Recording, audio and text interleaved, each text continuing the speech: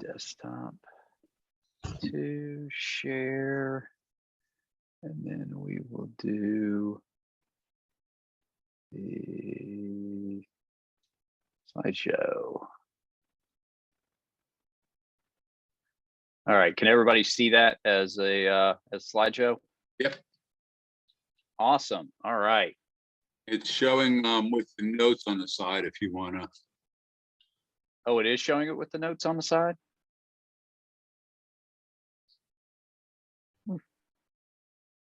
Still showing it with the notes on the side? Well, it's showing next slide.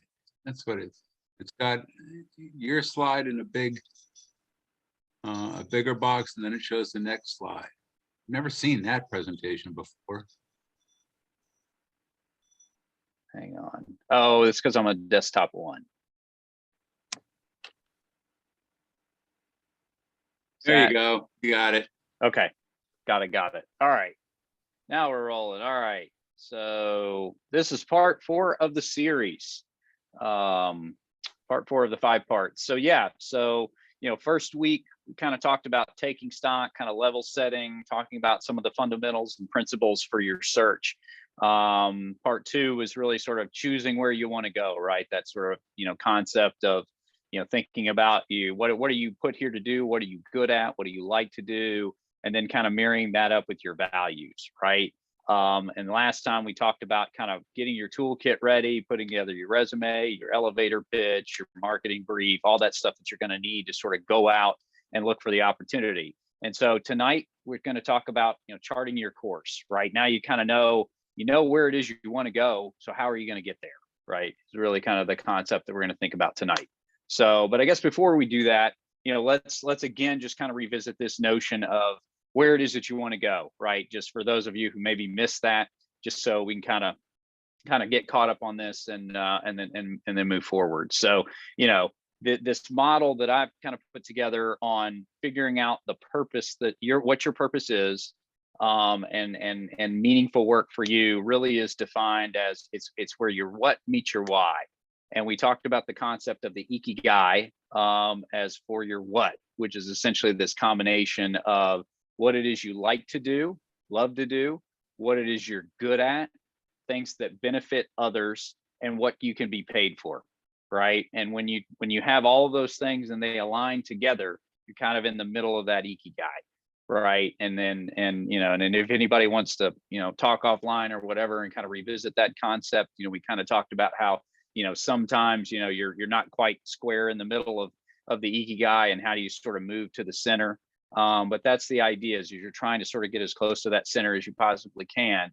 But and so I really define that as that's your what, that's what you're good at, right? That's really sort of the work that you are called to do. But then there's this notion of your values, right? What's important to you. And that's really your why. That's your family, that's your faith, that's your personal need for growth. That's your need to serve others, right? And those are the and it's different for everybody, but it's sort of understanding what's your value system and what's important to you. And it's putting together what you're good at, what you're sort of called to do, and what you like to do with that value system. And when you can marry those two together, that's essentially what your purpose is, right? And so it's a big umbrella kind of concept. Definitely takes some thought, definitely takes some introspection, but that's sort of the model that we've used to sort of isolate, what is it you want to do.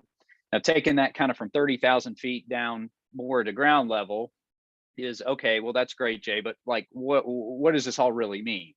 And so at the end of the day, what you've got to identify is essentially have to identify the role that you want, right? I mean, it's a job title or a collection of titles. Here's the sort of role that you want. You need to identify the industry that you want to work in. And it could be plural, could be industries that you want to work in.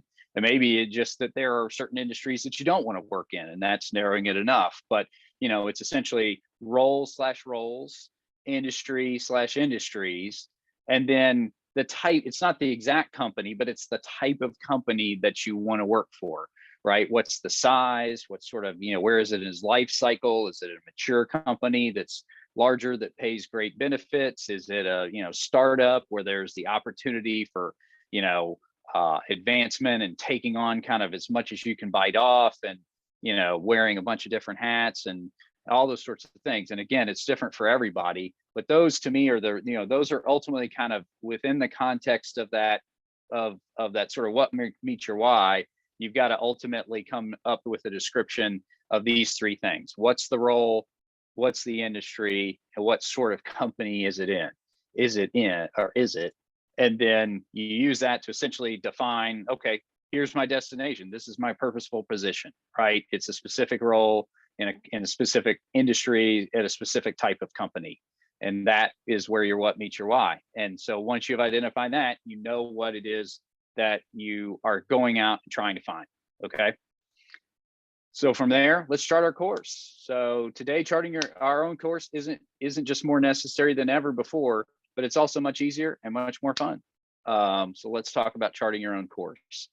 I'm a big believer, those of you have heard me talk before, in this notion of you target companies, not jobs, right? You don't sit around and wait for like the perfect job to be posted on Indeed or Monster or whatever.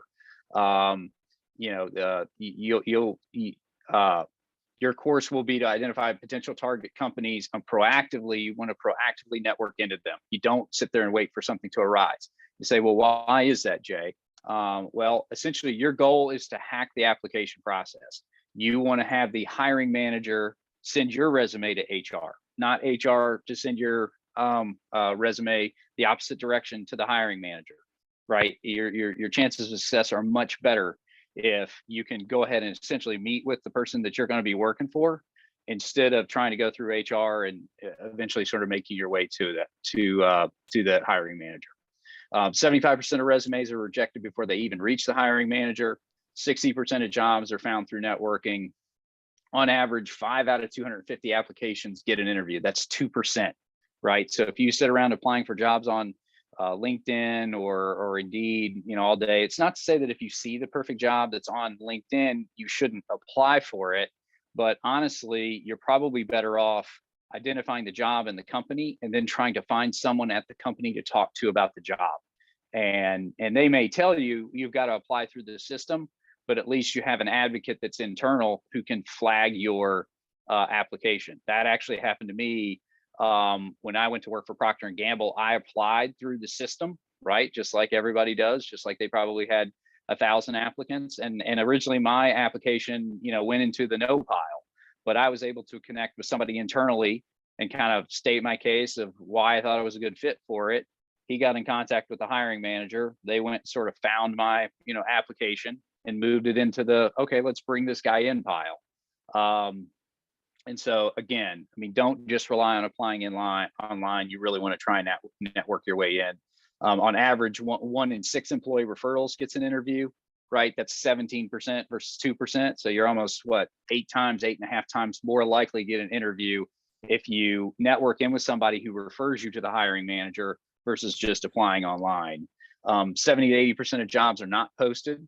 And then just, only 25% of workers who get recruited through job boards end up staying more than 2 years versus 45% of employees who are obtained through a referral. So companies know this. Companies have a built-in advantage by hiring people that are referred in from their employees, as opposed to just posting things online. They want you, so you immediately have a leg up, not just from the connectivity, but just the fact that statistically you're a better employee to hire. You're a better bet than hiring somebody off a job board. So again, huge fan of targeting companies, not jobs. Our very first presentation, we talked about this notion of compound interest, right? And for me, this is compound interest. I'm not talking about something financial, but I'm talking about doing those little things day after day after day, doing them when you don't want to do them, right? And it's researching companies, it's reaching out and making connections, it's doing those, it's having the discipline throughout your process to do things every single day. And if you have one networking meeting a day with somebody, one day it's not a tremendous use of time. But if you do that every day for 6 months, you're going to have 150 networking meetings. That's going to lead to something, right? And so it's just having that sort of discipline to do it. And this part of your search, if you will, this piece of your journey is really where that starts to kick in, right? And again, the two areas that we'll sort of talk about tonight where it really matters is in company research, right? You're going to want to develop as many qualified opportunities as you can. And we'll talk about sort of the sales funnel, if you will, to sort of, find the opportunities and then begin to vet them and then network your way into them. And again, it's a little bit of a boil the ocean exercise, but just you want to set a goal to consistently do this, to consistently be filling the top of your funnel. And so, I suggest you do at least 3 to 5 a day, right? Doesn't take too much time. If you spend 10 minutes kind of researching each company, you're talking a half hour, 45 minutes a day. It's not a huge time suck, but you need to do it consistently. You need to set a goal to do it every day. And then the other side of it is the networking, right? And that's kind of both reaching out to folks and then having those sort of networking meetings. I like to, when I was in transition last time, I would set a goal of doing kind of 3 to 5, at least intros a day, like proactively reaching out to 3 to 5 people with a goal of setting 2 to 5, actual sit down networking meetings per week. It'd be great if I could get 1 a day, right? Do 5 in a week, but sometimes you're kind of at the mercy of whether people will meet with you. And so you might fall short of that. But the point is that you can't just sort of get, excited and motivated and, do some research and reach out to some people, right? And then you kind of get, disgruntled or, you get disappointed or, and you stop for 2 weeks. The point of the compound interest is that you need to do it consistently every day. And if you can have that discipline, eventually it's going to pay huge dividends for you.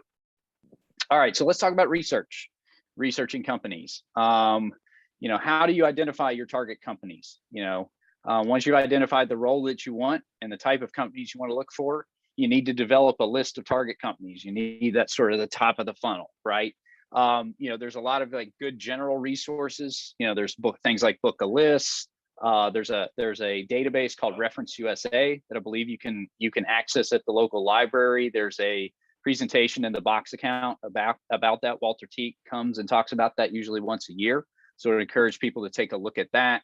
Just general, searches for, largest employers, fastest growing. I mean, whatever kind of meets your criteria, right? I mean, if you want to work for a large employer that pays well, that has great benefits, you want largest employers in Nashville. If you want to work for a startup, or a mid-sized company, it may be, fastest growing companies in Nashville. But, you can find a lot of this stuff just via, Google and kind of general media.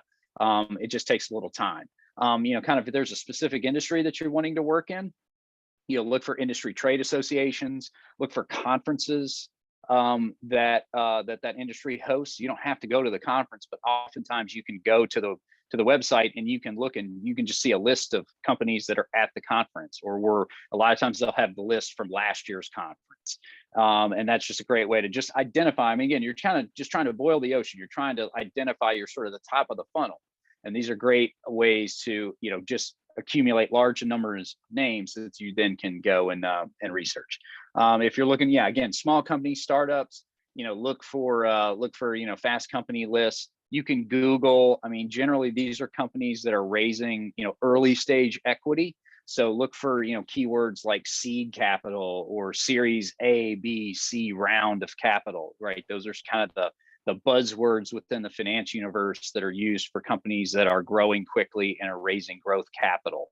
So you can kind of just do Google searches, do a Google search for, Nashville Series A round of capital, right? And I guarantee you'll find, 20 articles about companies in Nashville that have just raised a Series A round of capital. And all of those are going to be, early stage kind of startup companies in Nashville that are growing, that have attracted the attention of real institutional investors, and that are likely going to be, pretty rapidly scaling up their hiring operation. Again, you'll be working for a startup, so maybe that doesn't gel for some people. But for those that are interested in that type of opportunity, it's just a great way to identify the companies that are out there that are kind of in that mode. And let's see here. And I know some are interested in working in the nonprofit world. There's the Center for Nonprofit Management. There's nonprofitlist.org. There's a lot of different resources out there to identify nonprofits that may align with what you're looking for. Let's see here. Okay, so now that you kind of identified your names, you want to do some company research, right? You want to dig into these specific companies. So how do you do that? What are sort of the attributes? What are some of the data points that you want to look for, and what are the resources you're going to use to do that? Well, things I generally will look for, you want to kind of get a sense for the size of the company, its revenue, its profitability. How many employees do they have? What are their products? Who are their customers? Who are their competitors? Is it a consumer company? Is it a B2B? Where are they in their life cycle? Get an idea, start to try and build an idea of what their culture is, right? I mean, these are some of the, kind of general points that I think you want to look up for every company. In terms of resources, obviously the company website. If they're public, they'll have an investor relations section on there, and that usually is a treasure trove of information. You'll be able to look at, there'll be an annual report, there'll be quarterly report, there'll be investor presentations from all of the conferences that they're in. They'll host a quarterly earnings call. Sometimes the replays will be on there, but at a minimum, you can listen to the kind of next one. Generally a treasure trove if it's a public company. If you're looking for smaller companies, the information is going to be less readily available, but you can definitely find, nuggets just kind of searching for them, searching via media articles. People post things on LinkedIn about them. You can identify, employees, and that's really going to be kind of your best access to, things like culture and working there are the current and the former employees. I mean, if there's a company you're particularly interested in, I would highly encourage you to try and connect with some of their former employees, because they're going to give you, kind of the real view into what the company is like, what they liked about it, what they didn't like about it, right? People who are current employees may not be quite as forthcoming on some of that sort of stuff, but those are just some areas of things that I think in general you want to look at, and areas or resources that you can use to start to dig in.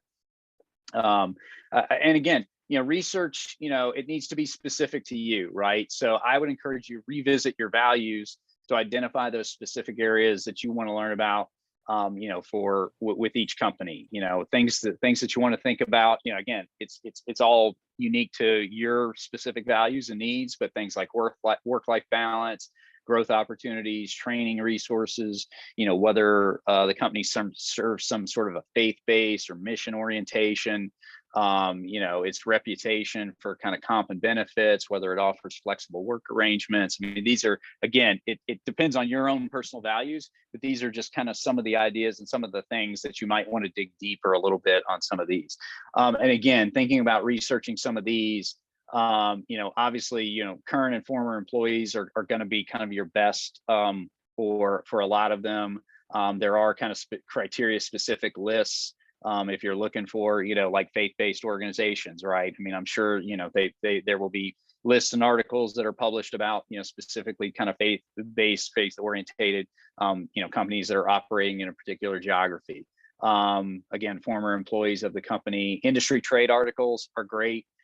General search, and wouldn't discourage you from looking at job posting sites, things like Glassdoor, but definitely take those with a grain of salt. A lot of times people will go on there that are kind of disgruntled employees, whatever. They leave with a bad taste in their mouth, and they want to stick it to the company by leaving kind of a bad review. So I think you just have to take those with a grain of salt, but it's definitely worth taking a look.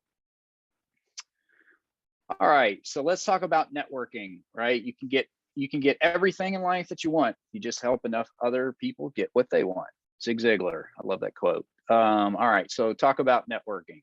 So I like to think of sort of setting up your networking, networking list, or groups of folks that you're going to network with in kind of three different buckets, right?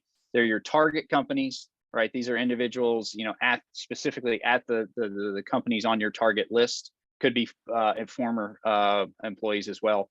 Then there's folks that are, I consider industry contacts. These are individuals who may not work at the company that you want to work for, but have some connectivity to it or some connectivity to the industry. So this could be, CPAs, bankers, lawyers, people that work for the trade association, that particular company is part of.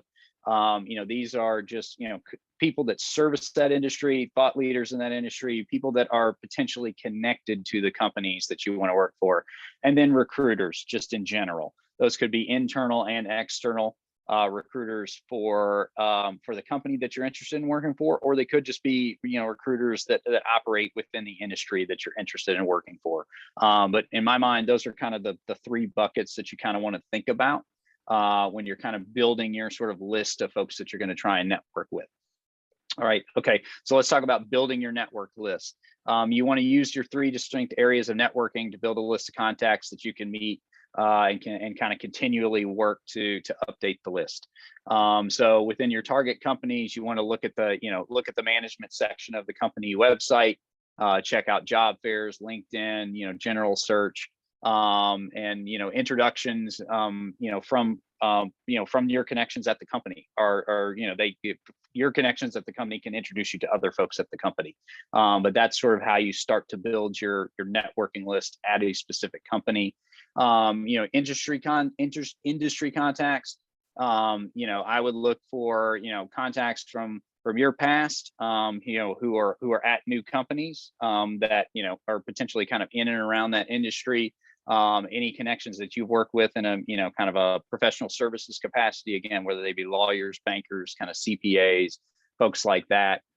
And it may be kind of a 2-stage process. You may meet with a CPA that and say, hey, do you know anybody that does a lot of work with medical practices or whatever area that you've sort of targeted, and they may be able to sort of refer you to, I don't do a lot of work in that space, but I know somebody who does, kind of thing. Contacts at suppliers, contractors, people, again, who sort of work in and around these industries, can generally be great connections into companies because, that's who their customers are. And when it comes to sort of, company recruiters, industry recruiters, again, check out job fairs. Every recruiter worth of salt is definitely on LinkedIn. They're definitely, it's easy to find recruiters on LinkedIn. General search, networking, and you can Google articles around companies. Is generally a lot of times they will name kind of it should be an internal recruiting representative as sort of a contact at the company if it's cited in the article. But those are just some ideas about how can you sort of find these people that sort of check these different buckets. All right, using LinkedIn for networking. Many of you have heard me say that, I think LinkedIn is one of the kind of 8th wonder of the world, especially when it comes to searching for a job. I think it is your most powerful tool in your networking arsenal, so certainly use it often. So once you've identified your target role, I think the best thing to do is to identify the title of your hiring manager and their peers, right? So, if I want a, manager of social media marketing, what is my job, my hiring manager's title going to be? Is it manager or director of digital marketing? Right. I'm not sure. I'm not a marketing guy, but that's, something in that sort of vein. So then, if I'm interested in working at, Nissan and I want to work in social media marketing at Nissan, let's do a search for Nissan, director digital marketing. Right. And identify that individual. And at a company the size of Nissan, they probably have 3 or 4 of them. So let's identify all of them, like all of their peers. And then you can reach out, search out as many as you can at each target company. If you've got a common connection with those individuals, look for the warm intro. Right. If it happens to be that, oh, I've got this great friend who is connected to Sue Smith, who's the director of digital marketing at Nissan, ask your friend, hey, can you make an intro to Sue? Now, I generally connect with people on LinkedIn fairly freely. So a lot of times people say, hey, I see you're connected to so-and-so. And I'm like, I am? Really? Well, I don't know who that is. But it may very well be like, no, I know, I know Sue very well. We used to work together or whatever. Yeah, I'd be happy to make an introduction. So if you can get the warm intro, great. Definitely go that route. But if you can't, don't say, oh, I couldn't get the warm intro, so I didn't pursue it. Just, I just connect with them on LinkedIn. Just send them a very, brief. I like to do, I like personalizing the invite. Hey, Jay Gorman, I see you're the director of digital marketing Nissan. I'd love to learn more about your digital marketing strategy. Send, right? And connect with them on LinkedIn, and then you'd be very surprised. I would say 70% of the time they'll accept your invite, and then when they do, you send them a cute message, a short message. It can be cute, I guess, if you wanted, but more importantly, short. That just says, hey, love to grab a cup of coffee and learn more about your digital marketing strategy, Nissan. And again, you won't have 100% success rate. You won't be anywhere close to that, but you will be surprised at how successful you will be. And then you can connect with these folks, sit down with them, and then just talk to them about the their experience and the company and the organization structure and all that, and you've kind of made your inroads into the company. But this was probably my number one sort of strategy for connecting with folks when I was in my last transition. It's an incredibly powerful tool, and I had a lot of success with it. So again, yeah, you'll be surprised how much success you have. If you can't connect with them on LinkedIn, don't hesitate to just email them. There's a website, I think it's called Email Hunter. You can just Google Email Hunter and it'll have the link, and it helps you kind of decipher what the email kind of protocol is at different companies, right? And so like you can put in HCA and you can see, is it first name dot last name? Is it first letter, last name at HCA? It'll sort of decipher what that is. And then you can essentially 9 times out of 10 figure out what somebody's email is. And so just email them directly and just, again, a 3-sentence email. Here's who I am, and I'd love to sit down and have a cup of coffee with you and learn more about your organization. People are always looking for talent, especially in this job market. Talent is hard to come by. And so more often than you think, folks are more than willing to sit down with a candidate and learn more about them. So would encourage you to do that. All right, so conducting a great networking meeting. So these are sort of my keys. Like, you've got that meeting. How do you make it great? I again, try to meet in person if possible, but don't be pushy. I think it's great if you can sit down, make that personal connection, have a cup of coffee. I would offer to, meet at a coffee shop that's as close to them, as convenient to them as possible, right? If there's one in their lobby, just say, hey, I'll meet you at the building. We can just grab a cup of coffee in your lobby, just make it easy for them. Definitely have an agenda, right? Don't just go in there, just, kind of winging it. Know what you want to talk about. We talked about the personal marketing brief in the last presentation. If you haven't, go back and take a look at that, and take a look at the description there. And there's samples of that in the Box account. But that is a wonderful tool for networking. It's so much more effective and powerful than just bringing a copy of your resume. It kind of gets right to the point when you're networking, as opposed to having somebody sit there and sort of read line by line of your experience. So if you don't know what I'm talking about, check that out, and reach out to me if you have questions. Let them talk about themselves. Definitely use your elevator pitch, but again, your elevator pitch is 30, 60 seconds. So kind of explanation of kind of who you are, what you're looking for, who you are, the value you bring, and what you're looking for. But let them do a lot of the talking.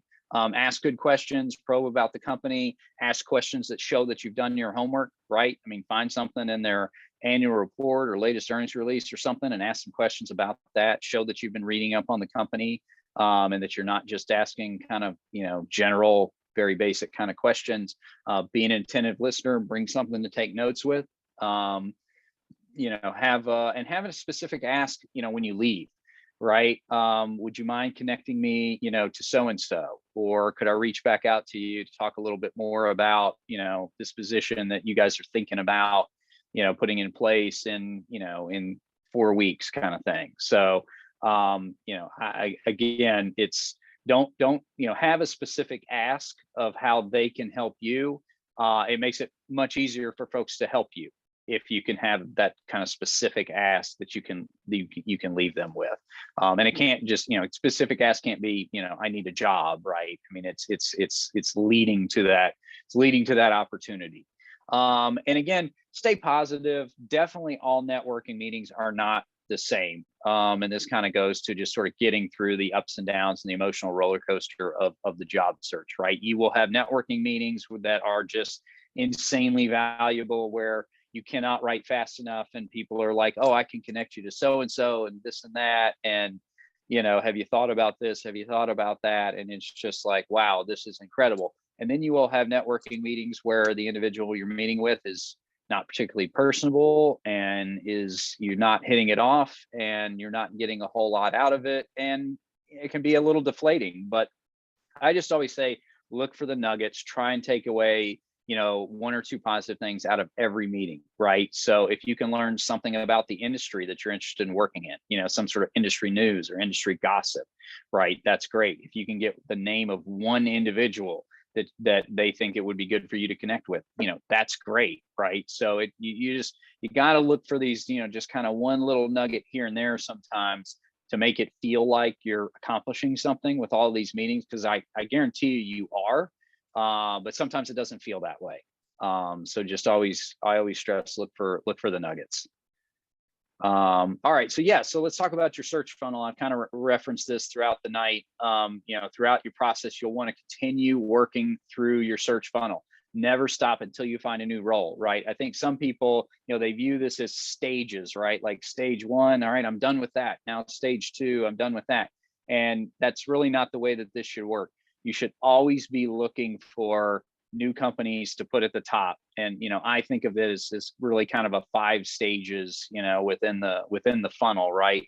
You want to identify, potential companies, just a name, an industry. Hey, I heard about this great new, I'm looking for a healthcare company that's a, fast grower. And I just heard that this new healthcare name is a fast grower, right? Top of the list. I start to do some research on it, learn about it. Looks interesting, looks intriguing, looks like it's checking all of my boxes. Okay, that's great. Like, I think this one's got some potential.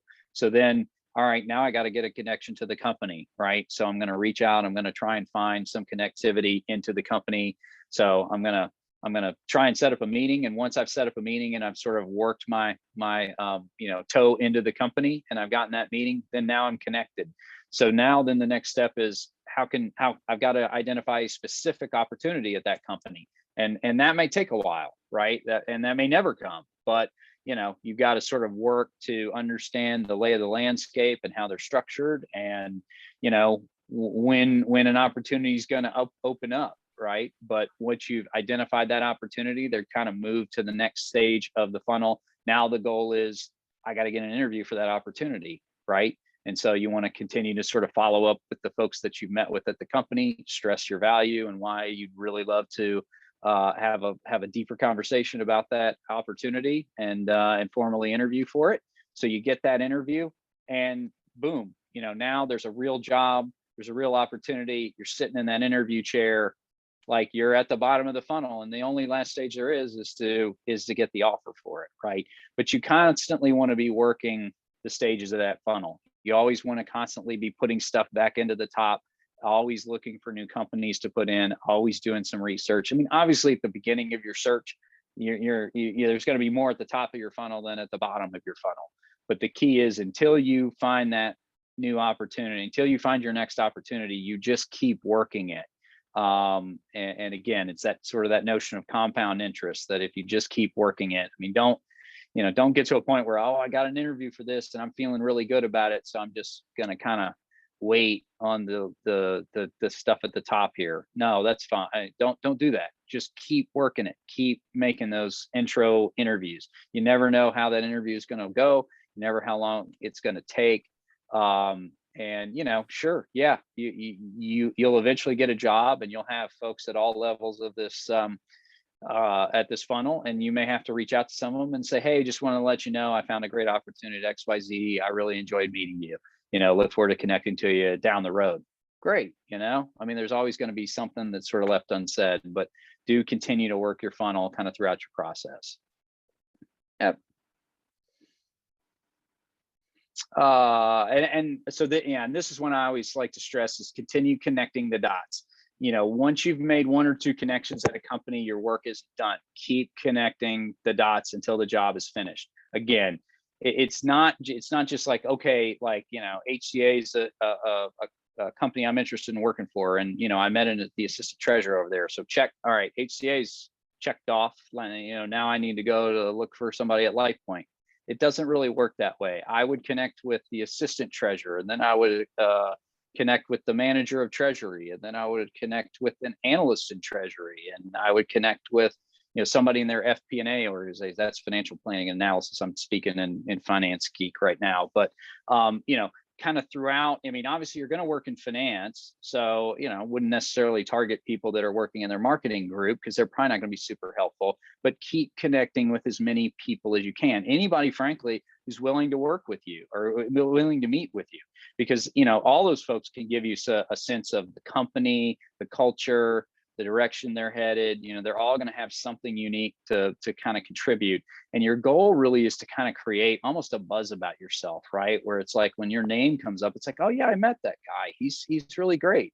And you just keep meeting as many people as you can at your target organizations, because it's going to help you have success there. And it's also going to help you get a better and better feel for whether or not this is the place that you really want to work, which is important. So, I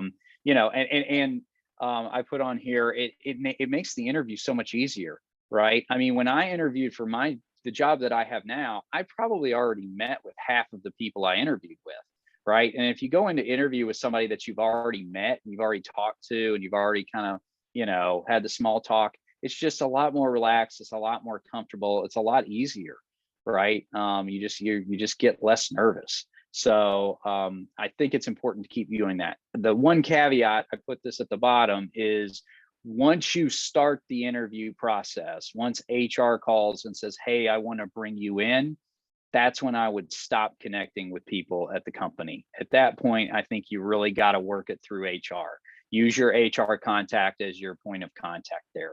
It's not to say that if whenever you meet with people, they'll always say, if you have a follow-up question, whatever, feel free to reach out to me. That's fine. But I wouldn't continue to sort of network with folks within the company. You may give HR the sense that you're sort of trying to end around them, which you are, but you don't really want them to sort of think that. So kind of once you're part of a formal interview process, kind of keep most of your communications through HR, if that makes sense. And that's really kind of it for tonight. So, for next time, I would identify 2-3 sources that you're going to use to create your target company list, and begin mining them for the top of your funnel. Spend some time researching 3 to 5 companies. Identify and develop kind of your process, right? Develop the methodology that you're going to use, and to find the info. Develop a checklist for each company that incorporates your values. Again, I gave you some kind of high level stuff that I think anybody wants to know about any company, but there are going to be specific things that are important to you that you're going to want to know about these. And so again, you should be thinking about those. Create a way to track what you research. Different people work different ways. I'm kind of a digital guy. I had a spreadsheet. You may want to use a notebook, just whatever. But I would definitely keep track of all of this. I mean, you're going to start to meet lots and lots of people, and connect with lots and lots of companies. You're going to process lots of information about companies, and you're not going to be able to keep it all in your head. So have some way that you keep track of it, whether it's in an Excel or Word doc or in a notebook or whatever, however it's best for you to organize it, but definitely encourage you to keep it organized. And again, just keep working that funnel. I can't stress that enough. I think a lot of people, they get, what looks like an exciting lead, on a great job, and they just kind of become laser focused on that job, and they stop working the funnel. And then for whatever reason, that job, it ends up, they think it's going to be a 2-week process. It ends up being a 6-week process, and then they don't get the job. And it's like, crud, I haven't done anything on my search other than this job I didn't get for 6 weeks, which is incredibly deflating, and definitely is going to extend the time that it takes you to find your next opportunity. You start to build out your networking list. You utilize those kind of 3 areas that I talked about. Identify employees of the companies you're targeting. Do you have look for LinkedIn connections that can make warm intros. Search out recruiters in your field. Again, I'm not anti-connecting with recruiters. I think they definitely serve their place. I just think sometimes people put too many eggs in the recruiter basket. It's a piece of the puzzle. It's one of the sort of legs of the networking stool. You want to work it, but you don't want to exclusively work it. And again, start reaching out to your networking and desired contacts. And that is it for this evening. Yeah. Completed section 4. So questions, comments? Thanks, Scott. What questions do we have? Have any in the chat? Yeah. All right. Okay. I see the Hunter. Okay. I put the link for that Hunter, the email Hunter, in the chat. Got it. Yeah, that's incredibly useful tool. I mean, it's an incredibly useful tool for me just for prospecting and stuff. I'm in banking. And yeah, if I'm just ever trying to get connected to a company, I usually just fire off an email and sort of see if it works. And more often than you would think it does. So that could be an incredible tool as well. Okay. No questions? Amazing practical information, Jay. Absolutely amazing. Sure. All right. Well, we will post this to the box, the replay. If anybody wants to go back and if I missed anything or they missed anything, and if you have questions, whatever, feel free to reach out to me. I'm happy to jump on the phone and talk about this stuff. But yeah, enjoyed everybody being here tonight, and hope everybody found this valuable. Perfect. We'll meet in 2 weeks for session 5. Is that episode 5? That's right. Yeah, 2 weeks from now, 2 weeks from tonight, you will have me back for session 5, which is as you probably would expect. We're going to talk about interviewing. We're going to talk about kind of that bottom end of the funnel and how to nail your interview and bring everything home and get that job. We'll talk a little bit about kind of negotiation, a few other things, but yeah, that's kind of the crux of it. But yeah, we'll be back here in a couple of weeks. So I look forward to it. I hope everybody has a wonderful week. You too. Thanks, Jay. Thanks, folks. Thank you. All right. Take care. Bye.